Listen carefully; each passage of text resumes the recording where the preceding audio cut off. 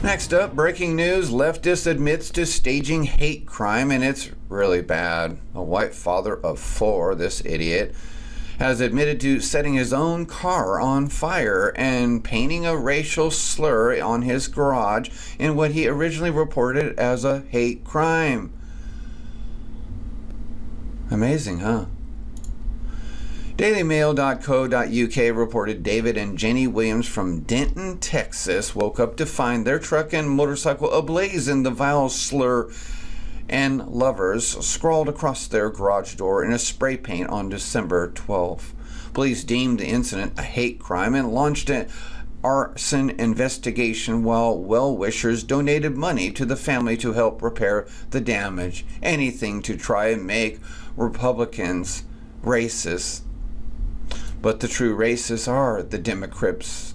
On Tuesday, Miss Williams, however, revealed it was her husband who had started the fire.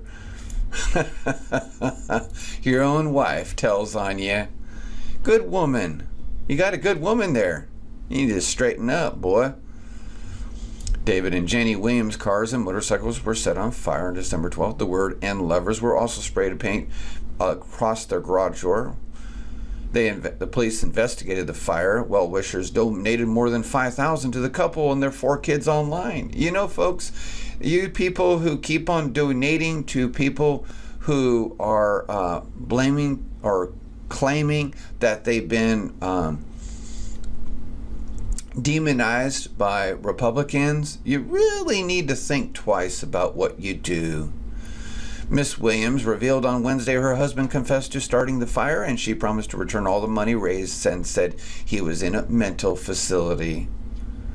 Well, that would make perfect sense. You know, that's not me. I mean, when I call these libertards, these Democrats libertards, let's see, the state deems them be ready for a mental facility. A white father of 4 has confessed to setting his own car on fire and painting a racial slur on their garage door. And it says, David confessed to spray painting our garage door and starting the fire at our home, she wrote in a Facebook post to friends. Mentally ill, sick people. New York Attorney General handed Trump some horrible news today. The Attorney General of New York is claiming Donald Trump cannot legally shut down his foundation until the investigation of it is over, New York Daily News reported. This is his foundation for donating for the needy. It's all about him giving to others. Why would they want to investigate something that's totally clean? But of course, the Democrats, trying to make him look bad, and they're going to find nothing. The president-elect announced late Saturday afternoon that he would dissolve the Donald J. Trump Foundation, a true foundation, nothing like the Clinton Foundation for pay-for-play, to avoid even the appearance of any conflict with my role as president, he said, adding he intends to continue to pursue my strong interest in philanthropy in other ways. But Amy Spidolnik, the press secretary for New York Attorney General Eric Schneiderman, told the Daily News in a statement Monday evening that Trump can't simply fold his controversy-embroiled foundation when he pleases. The Trump Foundation is still under investigation by this office and cannot legally dissolve until that investigation is complete, Spidolnik said, declining to reveal any details about the probe. Sounds like a perfect name for her. The foundation's fundraising activities remain suspended following the Attorney General's notice of violation earlier this year. I wonder what the notice of violation is about.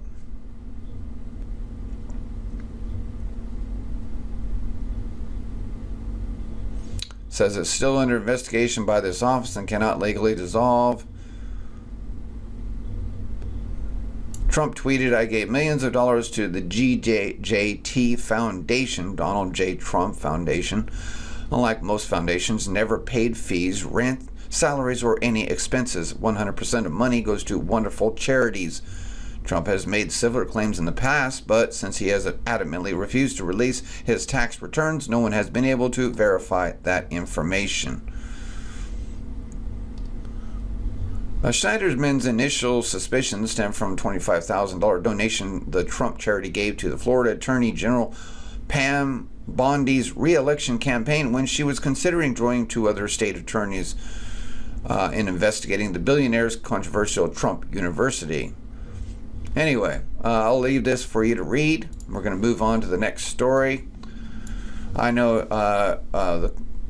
I believe that even if there is a tiny bit of corruption in Donald J. Trump, 99% of it's clean.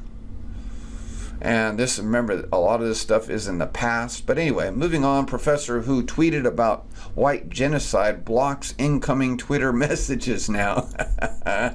This is, all I want for Christmas is a white genocide. That's what he said. A Pennsylvania University professor called for the genocide of whites over the Christmas holiday. In a tweet, school officials have reportedly summoned the professor for a meeting. While that's happening, the professor claims he's being attacked online for no reason, even though he wants to kill white genocides, and he's white. Or he has once a white genocide. He has blocked all incoming messages from the public. Well, good for you. Why don't you go crawl up in a hole and get fired too? Please, university, fire him yesterday. Moving on from the scum of the earth, police officer and 9 other ISIS members arrested in Northern Virginia today. I don't know if it's today, but law enforcement agencies have arrested 9 Northern Virginia residents on charges of aiding the Islamic State since the terrorist group rose to power in Syria and Iraq in 2014 and launched social media propaganda to attract followers, a government message to police states. Gotta drain that swamp, and here's some of those really ugly satanic creatures from Washington Times, good magazine, newspaper, of the 9 Northern Virginians who were arrested. All but one were in their teens and early 20s.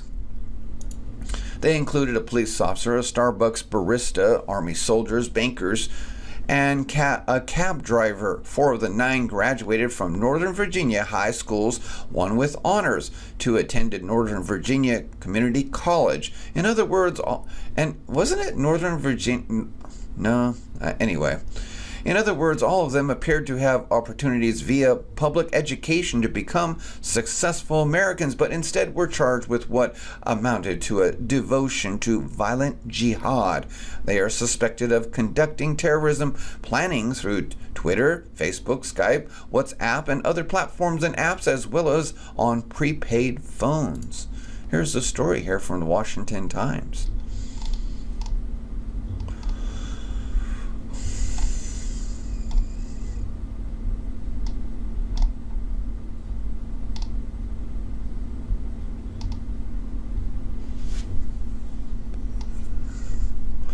It says here, such reports are designed to help state and federal agents recognize trends in the types of individuals who are influenced by the Islamic State's message and how they communicate across terrorist networks. A defense attorney in one of the cases accused police of anti-Muslim bias. His client later pleaded guilty. Somalis living in Minnesota appear to receive the most press attention in the U.S. for wanting to help or join the Islamic State. The FBI arrested 6 residents of the Somali origin in April after they made arrangements to leave Minnesota for Syria.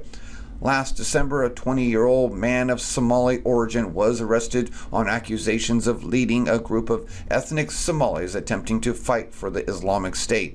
The Northern Virginia report shows that Muslims seeking to become mass killers live near the seat of American government. Wow. Of the 9 Northern Virginians who were arrested, all but 1 were in their teens and early 20s. We read that already. Local police are in a particularly difficult situation, said Robert McGinney, a retired Army officer and researcher on Islamism who lives in Northern Virginia. They face a severe challenge by Islamists cooperating in the shadows of our open society. These mostly young male Muslims become radicalized either by Islamist imams at some of the thousands of mosques across America, at school, or over the ever-present internet sites that spew anti-West, anti-Christian hatred. These are the 9 profiles according to the intelligence report obtained by the Washington Times. Ali Shakur Amin. He pleaded guilty to providing support to the Islamic State, also known as ISIS, ISIL, and Daesh, and was sentenced to 136 months in prison. An honors student at Osborne Park High School, Amin wrote a pro-Islamic State blog, had a Twitter account with 7,000 tweets, and instructed people on how to use Bitcoin to hide money transfers and on how to travel to Syria. And the list goes on and on. Look at all these dangerous jihadist criminals being born and raised here within the United States that Donald Trump says he needs to get rid of 2 to 3 million of these in the United States. I'll let you read the rest of these, and that'll be the end of this report. Thank you for listening.